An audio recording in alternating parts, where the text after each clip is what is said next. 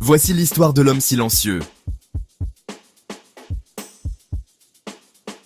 Il était toujours là, présent, ponctuel, préparé, mais il ne parlait jamais, jamais un mot en réunion, jamais une remarque, jamais une idée partagée. On le saluait à peine, on le regardait comme un figurant dans le film de l'entreprise. Certains pensaient qu'il était timide, d'autres pensaient qu'il était inutile. C'est ce qu'on appelle sous-estimer le silence.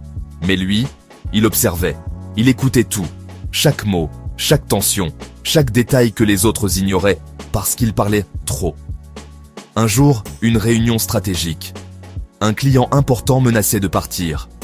Les idées fusaient dans tous les sens, confuses, pressées, incomplètes. Et au bout de 20 minutes, le silence. Personne n'avait de solution.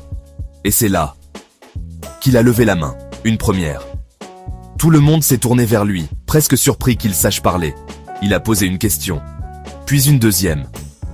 En 3 minutes, il avait compris le vrai problème. Et surtout, il avait une réponse, claire, structurée, faisable. Le client a été retenu, le projet a été sauvé. C'est ce qu'on appelle le silence stratégique. Celui qui écoute pendant que les autres se perdent. À la fin de la réunion, le directeur général l'a convoqué.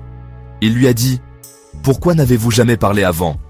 Il a répondu « Parce que personne n'a jamais réellement écouté et comprendre avant de parler à nos réunions. » C'est ce qu'on appelle comprendre que la parole n'a de valeur que si elle est portée par le bon moment. À partir de ce jour, il est passé de l'ombre à la lumière. Pas parce qu'il a crié, mais parce qu'il a dit exactement ce qu'il fallait, au moment où tout le monde se taisait. Et la morale. Parfois, ceux qui parlent peu ne manquent pas d'idées. Ils attendent juste l'impact. Et parfois, ceux qu'on ignore aujourd'hui sont ceux qui finiront par faire la différence.